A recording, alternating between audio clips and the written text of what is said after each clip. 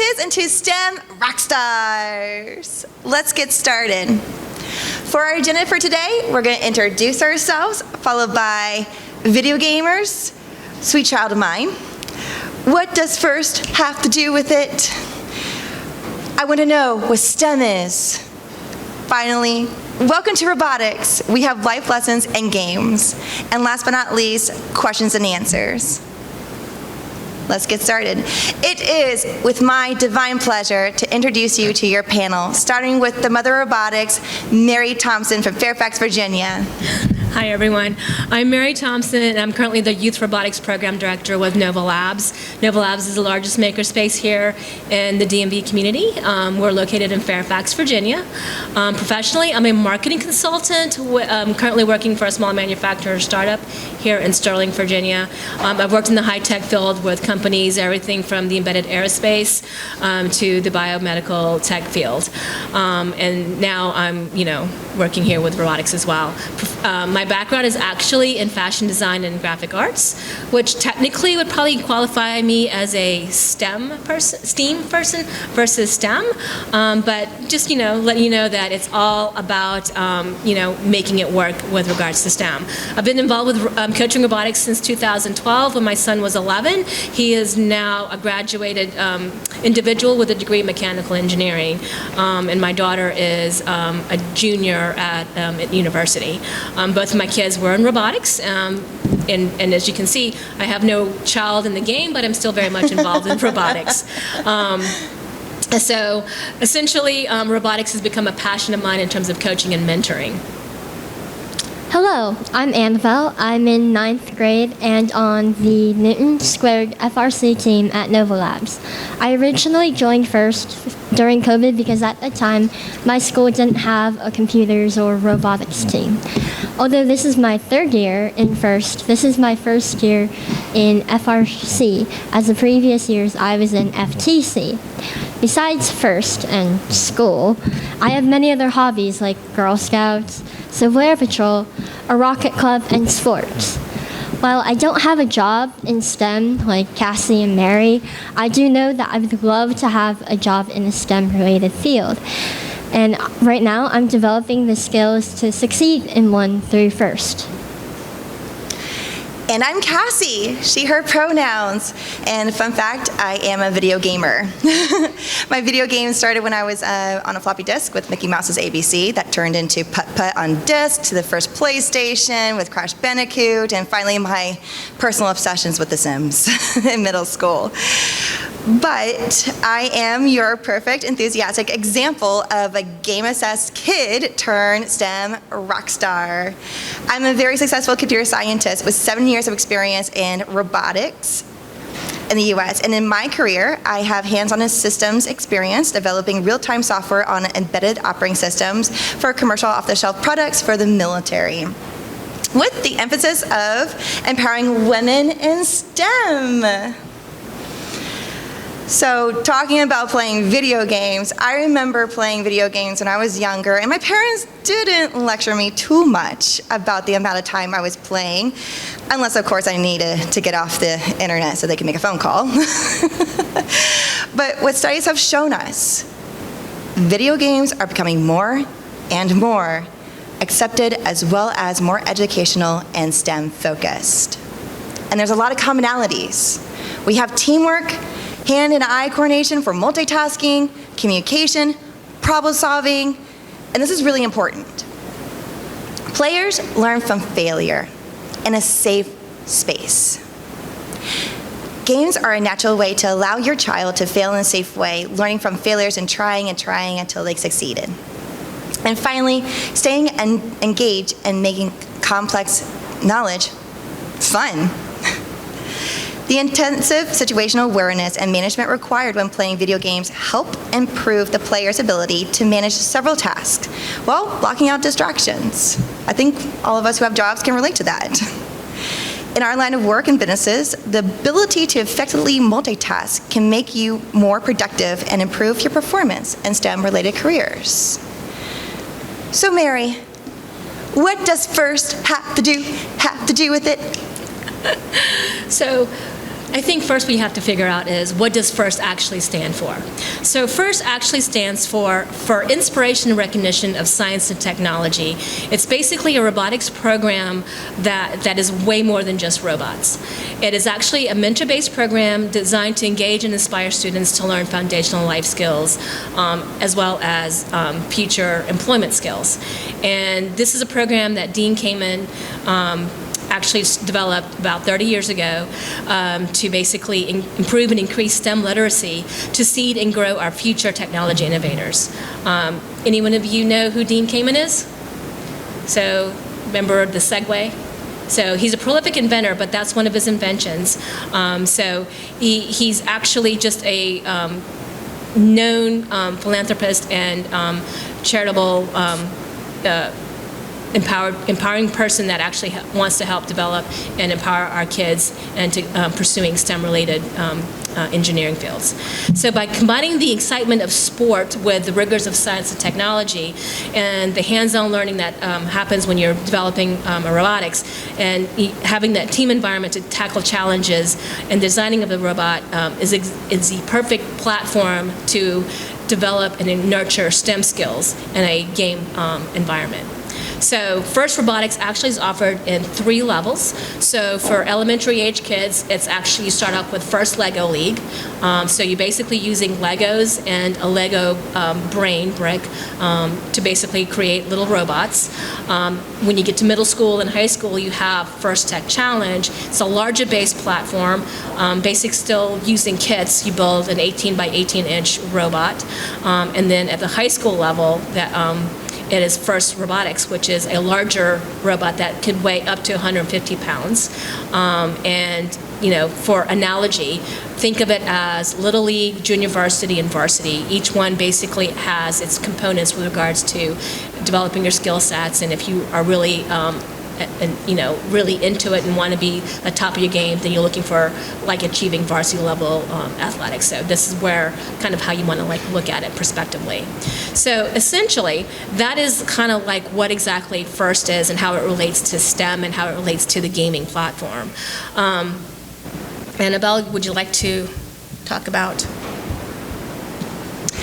So, you probably have heard us say a couple of acronyms. One of them is STEM or STEAM. Mm-hmm. And I bet you want to know what STEM is.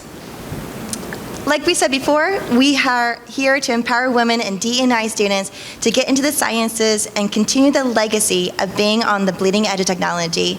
And your child, or perhaps someone you know, is perfect STEM candidate. And here is how it all connects to robotics. STEM stands for Science, Technology, and Engineering and Mathematics. S for science. For you video gamers, that's game design. You would not be able to make a computer game at all without computer science.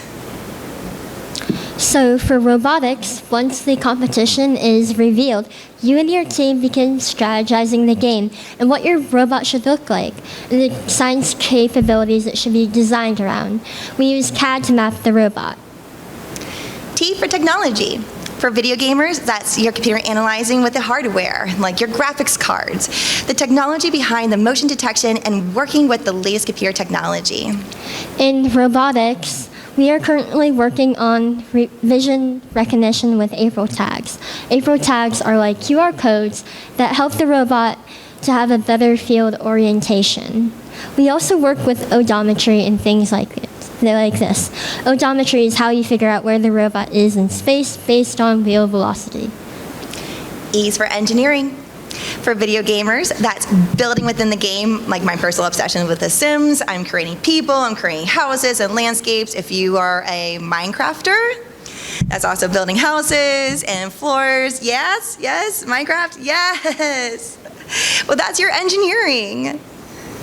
So for robotics, it's more not so screeny, but more like physical, hands-on. So in the competition, it's compact almost.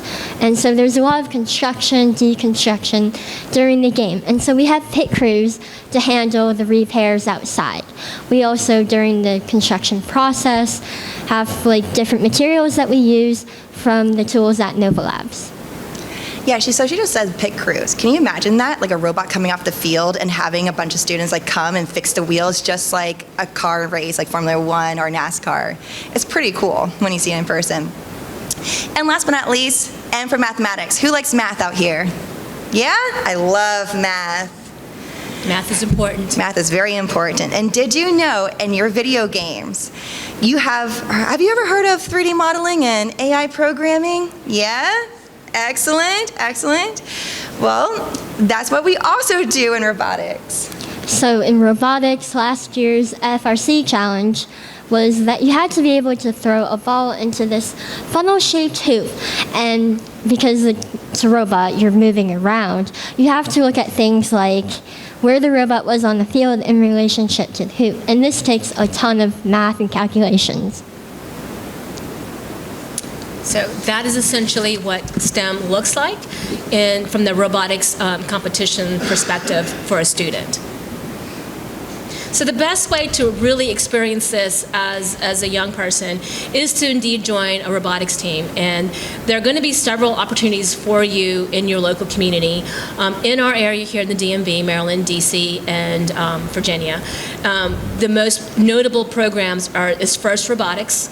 And again, that's its own division. And then there's also one that's called VEX Robotics. And those are the two most popular here in the area. There are others that are also robotic related. They could be the National Geographic submarines. There's also drones. So I would look at your schools and local communities to check it out. If the community or school doesn't have it, there are paths for you to actually start one yourself. FIRST has an excellent program for you to initiate that, especially even at the Lego League level. But I do encourage you to check out the website. We'll have QR codes at the end. But basically, opportunity is in our area. And of course, if you are in the Fairfax area, I have multiple programs for all of these divisions for elementary age all the way up to the high school level.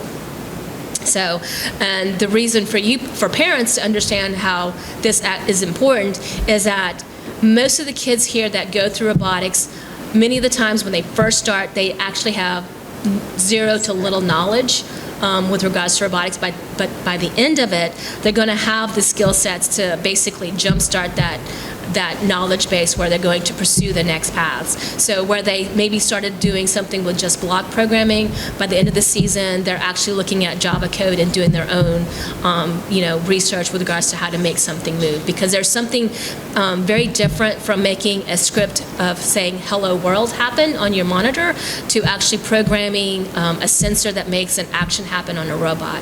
Having that immediate feedback is very visceral and very empowering to the students. So when they have that opportunity, they see the paths to how it all connects and how it's going to leapfrog to the next step. So, Annabelle, can you recount how you got involved? Sure. So, as I mentioned earlier, my school did not have a robotics or computer team. And as a young kid, I was always super into other things, but I was also interested in STEM things. So my mom, because she's amazing at research, randomly found the website of FIRST. And so we looked at locations near our area and we found Nova Labs. So we went to an open house at Nova Labs. I was super nervous because I was in middle school. It was super cool. They were showcasing robots from the FRC and FTC teams. And the experience was surreal. It was amazing. Robotics is amazing. It's video games in real life, which is pretty cool. Robotics means a lot to me. My knowledge of coding has expanded a ton. I started out in middle school with no experience whatsoever, and now I'm starting to work with Java, Python, things like this. And I've met so many great people along the way, like Cassie, Mary, and many other coaches and mentors that I have. It also helped me realize that I love STEM and I like to participate in activities with STEM. She's going to take our jobs. I mean, Yeah. they're all going to take our jobs, right? She's going to be my replacement. Remember us when you're famous. So basically, if you want to learn more about the Nova Labs Makerspace robotic teams, feel free to ask questions at the Q&A or afterwards. I'm happy to answer any specific questions on how to get started, what to do, anything like, suggestions for summer camps, what to look for. So basically, please, pop by our booth at the Super MAGFest. I'm right next door in the Makerspace area. And again, we'll throw up some QR codes here regarding Nova Labs specifically, and then my varsity team, 8592, and their video animation short that they actually did. And again, specifically about FIRST Robotics. And the net here is that robotics is just way more than building robots. Yes. It's actually about empowering and inspiring the kids.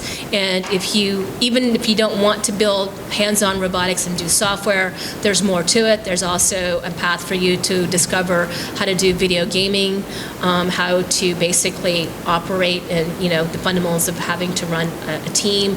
And it actually mirrors very much an entrepreneurial startup, because you have to have a business plan, you have to have a path to do fundraising, so you get exposed to some of these nuances that actually going to benefit you as you go through your academic career as a youngster. Right? And eventually you're going to be an excellent candidate when you go to college. And for mom and dad, this is a great path for you to get extra scholarships. Right? There are tons of scholarships in regards to FIRST Robotics. There are millions of dollars at stake here, so everything from a few $1,000s to full rides can all start with just having a robotics experience, especially with FIRST. Rock on! So we will now open the floor for some questions, and I'm sure you'll like some answers. I'm looking at someone in the back. I know someone in the back probably has a question.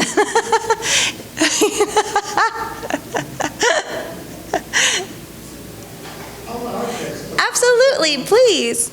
So the makerspace that's in Fairfax, I've had my eye on it for a while, for myself as well as for my kids. It does seem a bit intimidating. Yeah. It doesn't have a lot of, at least from the searching I did on the website, you couldn't see very much with regards to classes or with regards to activities, especially for learning. You have a lot of tools, which is amazing, and I know that it's a pretty steep membership kind of fee that goes along with it, but if it was clear that there was classes or information that you can actually learn about how to use the tools in that makerspace, I think you find a little more interest or excitement about doing it. How can you find out about something? That's a great question, and we're here also to let you know we're trying to demystify and remedy your fear of, even if you have zero experience, and it's never too late to start anything. So I'll take that question. So Nova Labs is indeed a makerspace. It does have a lot of tools, and that's what makes it more notable with regards to its footprint. But you are correct with regards to the class listings. I think the nature of why it seems so thin right now is because Nova Labs did just recently move from its location in Reston to Fairfax, and because the space has been in a flux of remodeling, the classes have not yet fully ramped up, so it's actually on the ramp up now, and that being because we had to remodel the space that we are in now, and so the offerings were not there over the summer. So probably in the coming months, you'll see a difference in that type of information being posted. But I will, take your comment and let the organization know on how to better improve the listings.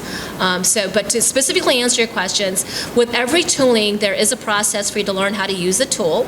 They're called sign-offs. Safety first. So that teaches you how to use the tool safely, and then from there you take a project class to refine your skill sets. Because depending on your own personal set of knowledge regarding a tool, could vary with regards to how you could use the shop. right? So there'll be opportunities for you to expand your experience and your practice, so to speak. And then as it relates to robotics, for the youngsters here, we have a robotics lab. So for you, for example, young lady, we would have Legos for you to practice on and build, and we would have skill sets with regards to getting you up and running. As you get older, we will give you the knowledge on how to program your robot using Java. And then as you get into high school, where you have to fabricate your pieces, because in FRC there is no robot parts, right? You have to make them.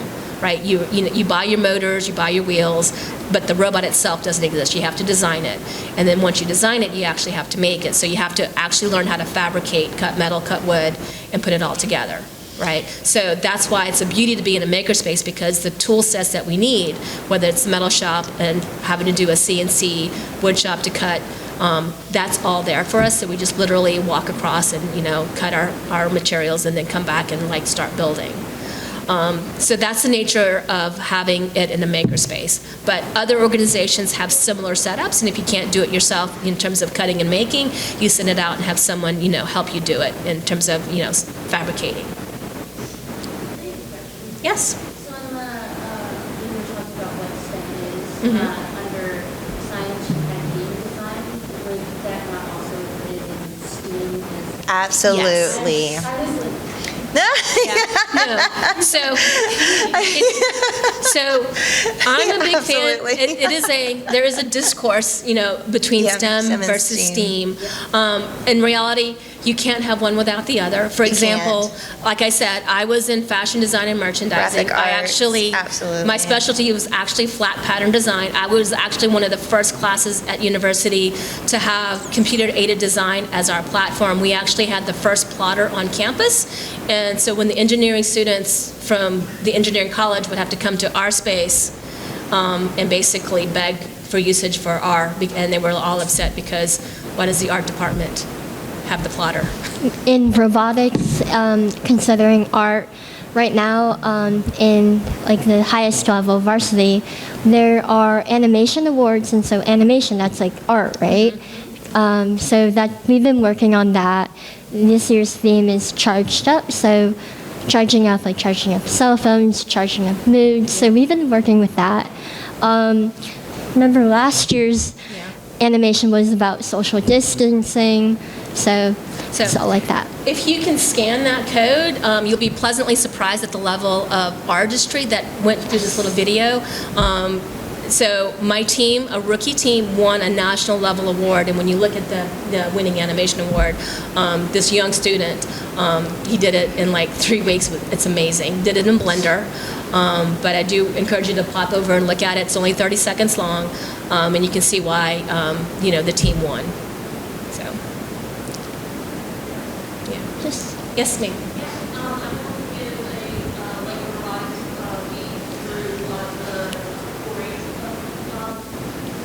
Nice.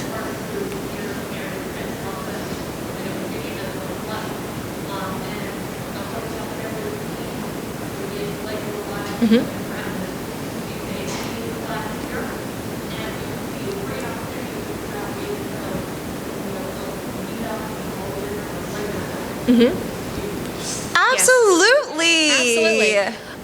It's not yet on the books, but please reach out to me. I am going to be holding a Lego League event, basically a scrimmage in late February, early March, because their season technically is over in December, and not everyone gets to go to state competition. So, love to have it. Heck yeah. Yeah, believe it or not, there is a robot season. And I know some people laugh about that. There's a football season, there's, the sports seasons, but there's a robot season, and we're actually about to start the FRC competition tomorrow, and we only have 2 months to build a robot and program it for the game challenge. Yes. I was just going to ask, and before maybe you answer, for folks to pick up maybe the question on the YouTube channel, maybe just summarize the question. You just mentioned competition. I went to one last year. What was it like? And Annabelle, what did you take away from the competition? Yeah, Annabelle, what is your top takeaway from a competition? So last year I was in FTC, so First Tech Challenge. I was working with an 18-inch robot.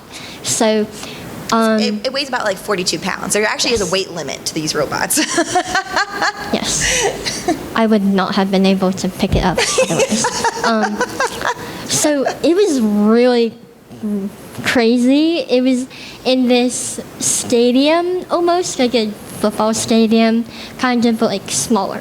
And so my team, we were a competitor, and there were these boards up with Jumbotrons. yeah.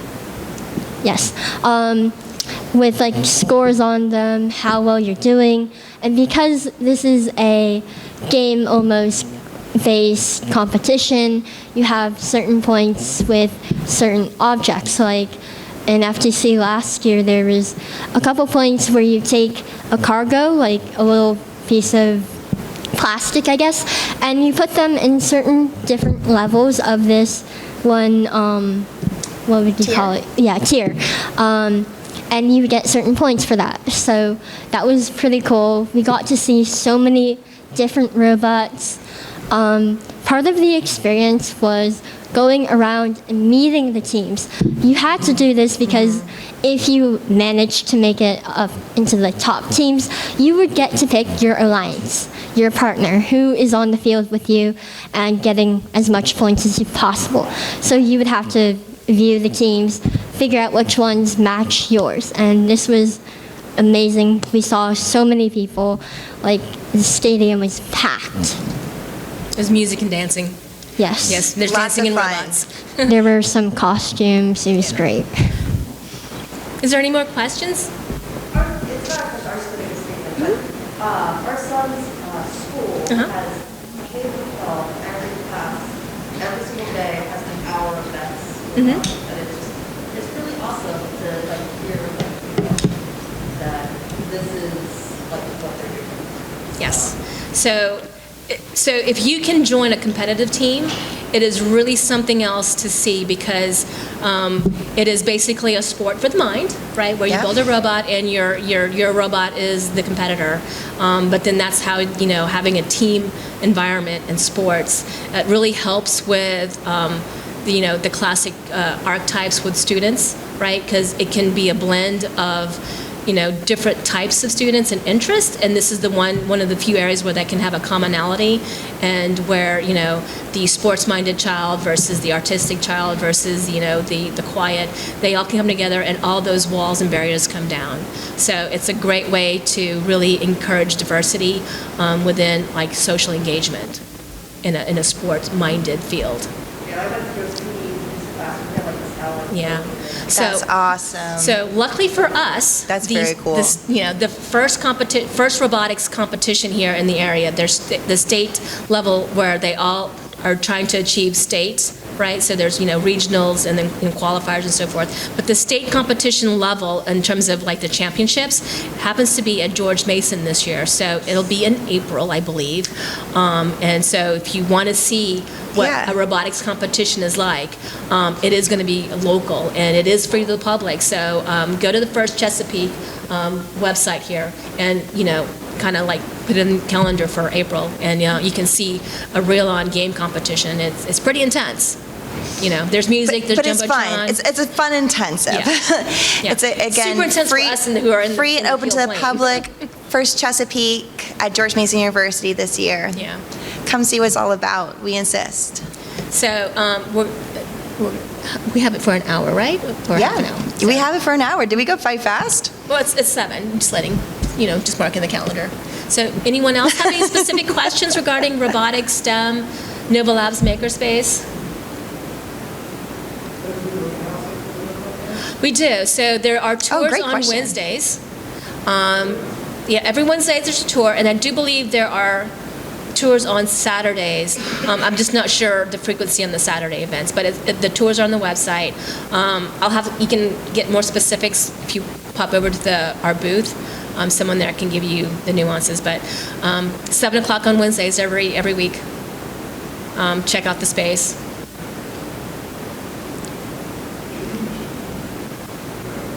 Okay. Hi.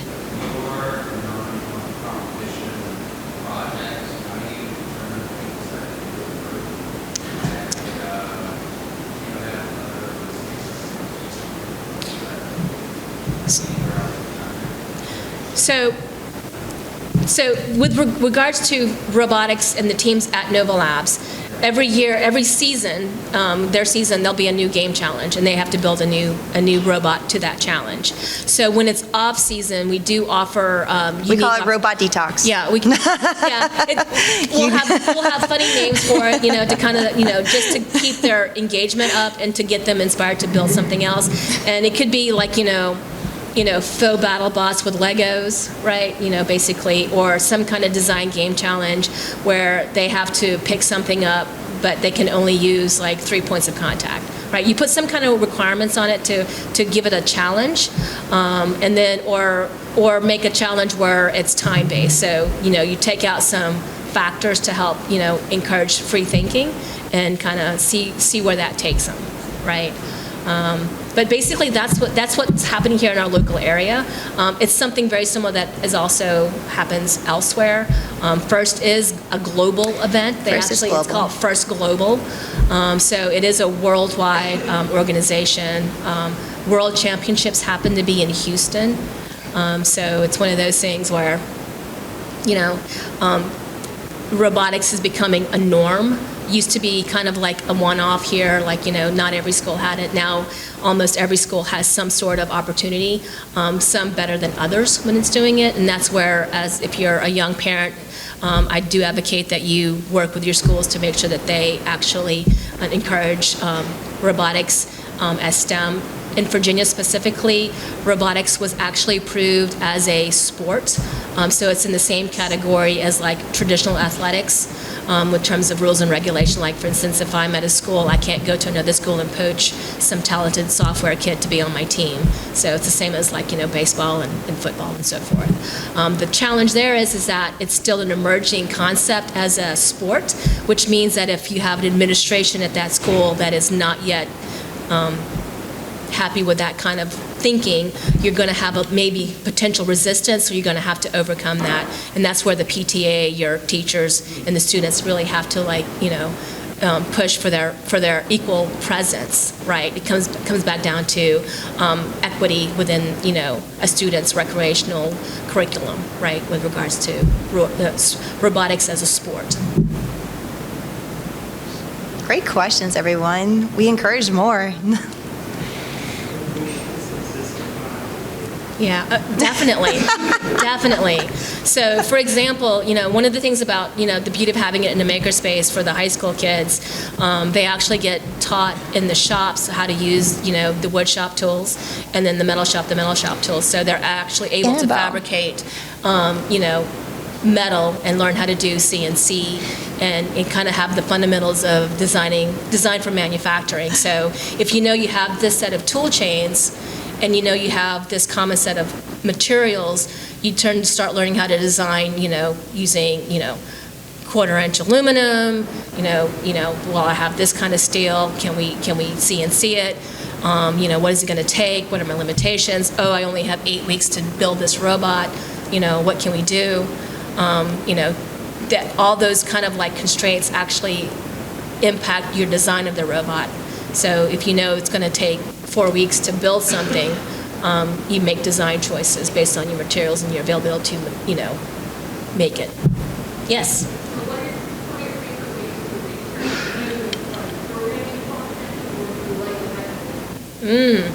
I'm a big fan of Google. So, everyone laughs, but you're an adult.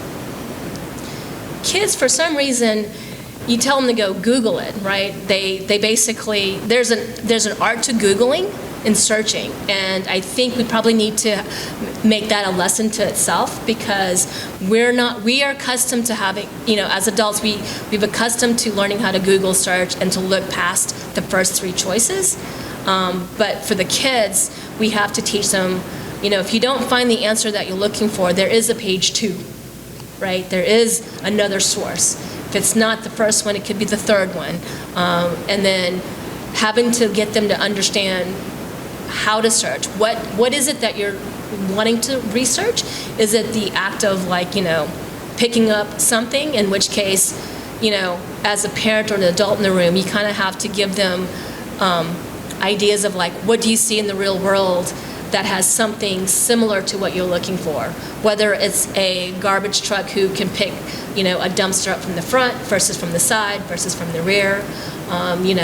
My most favorite example is construction vehicles, and in the construction area is to get them to look at that and have them see how those machines work, and then try to get them to understand that most of those functions are very similar in terms of how they work. They're just going to look differently when you see them in different environments.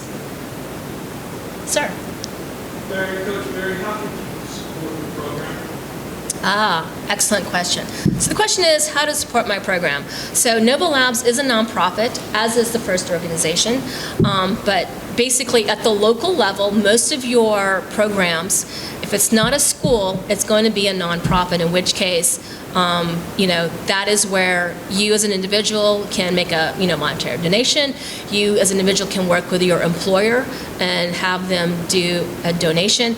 Robotics is not any different than the youth sport that you saw, like, your local baseball team looking to have sponsorship. We work in the same manner, right? Whether it's $50 to $5,000, it's basically the same level of effort with regards to requesting donations, right? Because all those donations basically fund the materials of building a robot. The difference here is that the baseball bat does not have, unless you break it, it's going to be useful for some time. Technology and software and robotics, there is an end of life with regards to like some of our pieces of equipment, because the software changes so fast. So if I invest in, say, a $500 phone because it happens to be the brain with regards to programming a robot, that's going to be useful for me for about 4 to 5 years. Right? And then I'm going to have to buy another one. So there's always an investment in materials with regards to, building robots. And then also technology changes. So Legos, for example, in the Lego timeframe, it used to be called Mindstorm. You probably saw it. It's gone through several iterations. It went from NXTs, the original, which has now been retired, which is maybe 10, 15 years, I forget how long it's been on the market. It evolved to EV3. Now we're using, I think it's called Spike Prime Nice. with it. So that's becoming the new norm. So for me, organizationally, I'm going to have to invest in more Spike Prime robotic kits to run my program. So for you out there, what does that mean?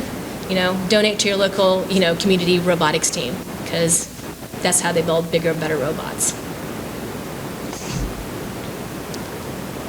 Yes.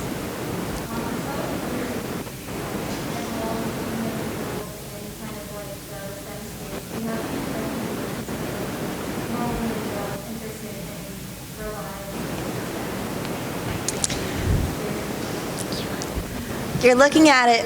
Yeah.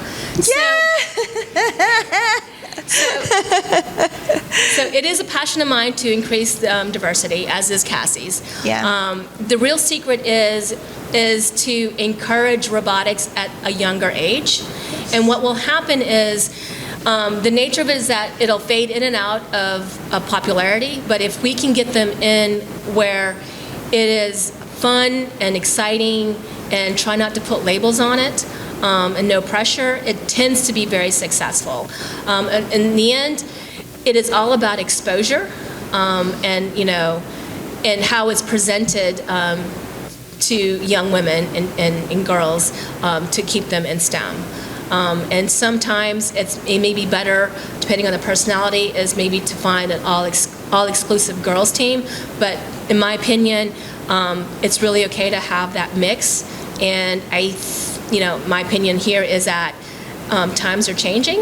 I think you're going to see a lot more women in STEM, because I think it's all in how it's been presented. For example, when you look at the act of baking, that's STEM. It's all about, chemistry. right? So it's a matter of like how you present that material and reframing some of that language is how you're going to keep women in STEM. Like sewing, flat pattern design, it's all CAD. I use a laser cutter to cut the fabric, right? So you can't tell me women aren't in STEM. It's just a matter of rephrasing what actually is in play. Exactly. And I also think when it comes to empowering women in STEM, you know, we're breaking molds, right? And so, for example, computer science wasn't my first passion. It was actually dance. So I've been a dancer since I was 3 years old, and I continued dancing all throughout college while getting computer science and a computer engineering degree. And of course, you know, I got comments like, oh, a computer scientist shouldn't move like that. But I'm like, I'm getting my degree. Yes, and so that's why I also empower Annabelle here. Because I have to tell you something when it comes to women in STEM, or if you are in a STEM field, you know, no matter what your demographic is, it's about being who you are. Like, I wouldn't be the coach I am today for robotics if it wasn't for dance. I bring my sparkling light to the field, my cheerleader personality. I'm looking at some people in the back there that know that. To the field. And my employer, though, also loves that about me, right? And I told Annabelle this earlier today. Bring all of yourself. You know, just don't do STEM. We're like way more than robots. We're way more than just STEM. Yes. And if that employer, if you cannot be all of yourself and true to yourself at your job, then that job does not deserve you. Right, Annabelle? Yes. Good. So the other thing too for keeping young ladies in STEM is to ensure that they are also taught the necessary language and verbiage on how to handle difficult situations when they're getting pushed back. So for me running my program, part of the curriculum that I have is that I actually pull all the ladies out of the clubs or their teams, and I have them go through a mentoring program with professional women regardless of, like, you know, where they are in industry, and basically give them guidance and how they got to achieve where they are, so that the young ladies can see the experiences that they're having is not new. This is how I handled it. Here's how I would have handled it if I had known better.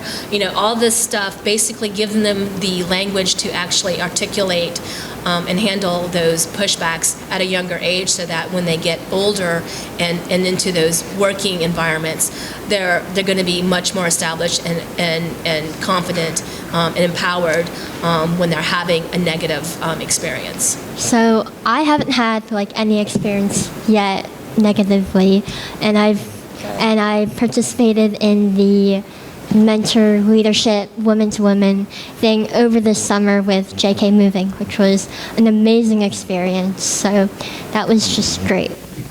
What did you like most about that experience with JK Moving?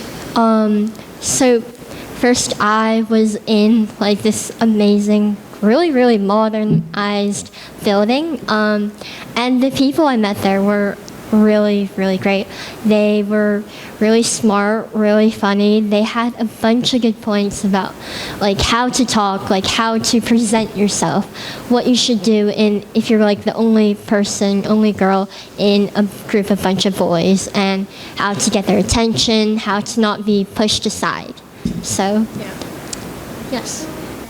Isn't it fantastic? Thank you. Thank you.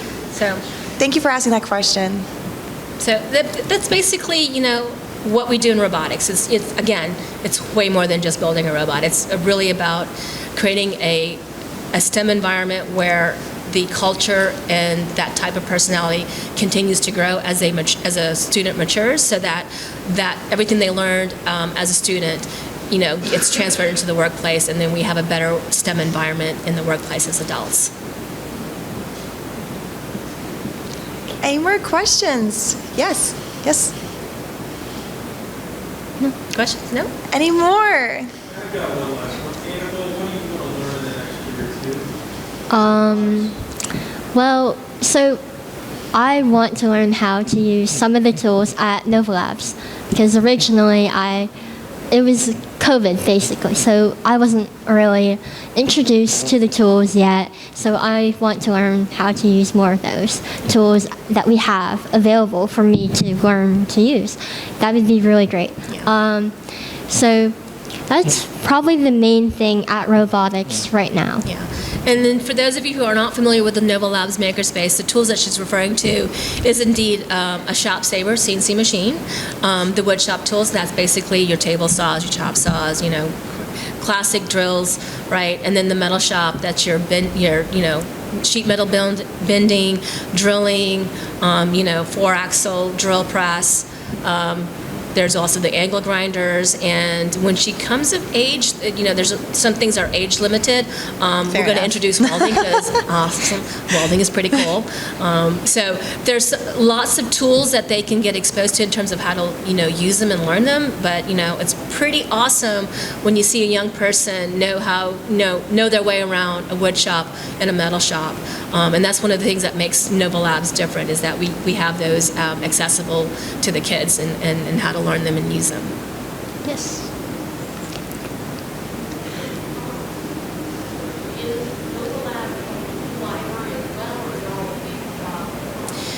So it's not a tool library. So Nova Labs happens to be a member-based community where when you're a member, you have access to the tools that within the building. So once you're a member and you're approved and you have your appropriate sign-offs, you're allowed to use the tools. So it's pretty cool. We have a robust list of tools and capabilities at Nova Labs. Everything from It's laser pretty cutters impressive. It's very impressive. a CNC machine.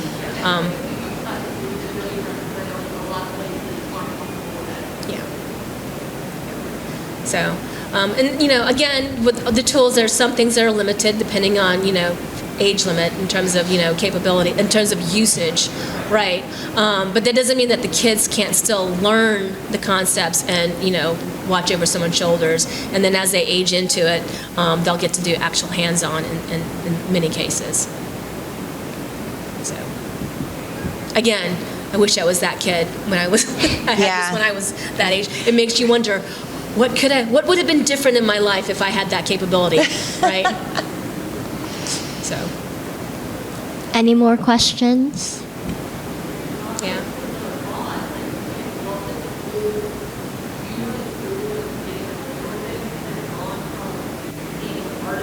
Mhm. Mhm. Yeah. Yeah. So,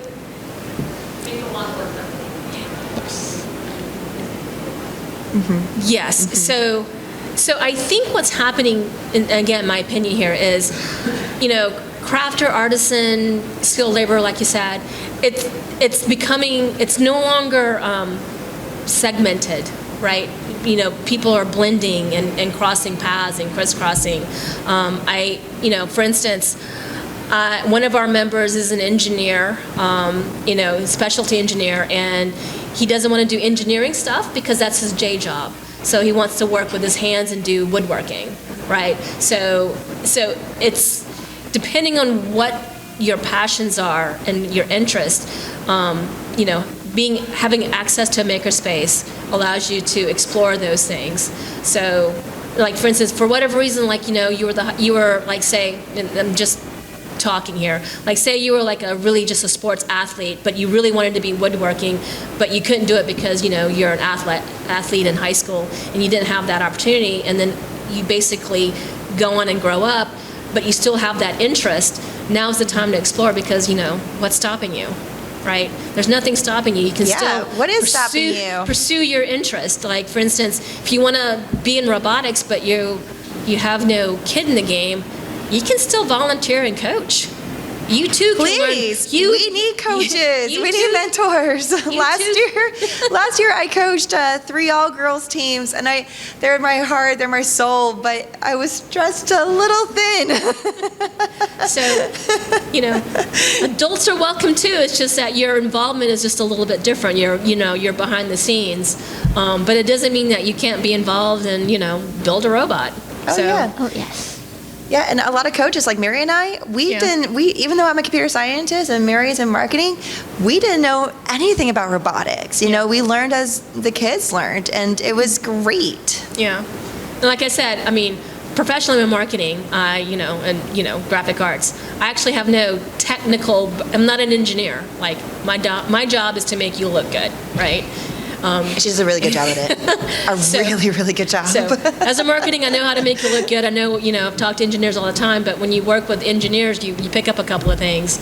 So that's what I tell the young ladies, like, well, even if you aren't the actual engineer or the builder in the room and you want to be in marketing or business side, where do you want to work? I guarantee you the company that you want to work for is likely going to be in the STEM field.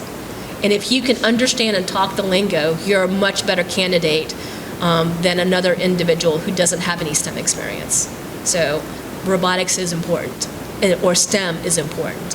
Having that background, being able to converse with engineers and follow their train of thought, understand where they're going, will make you a better, individual employee with respect of, like, if I'm going to hire you versus another candidate. Having that, something that makes you different is going to be a plus. So even for a student that goes through the program who doesn't actually end up pursuing a technical degree, having that background is still going to be beneficial.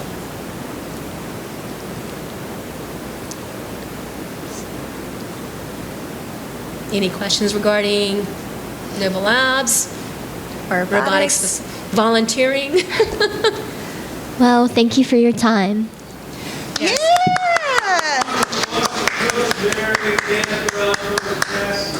Thank you.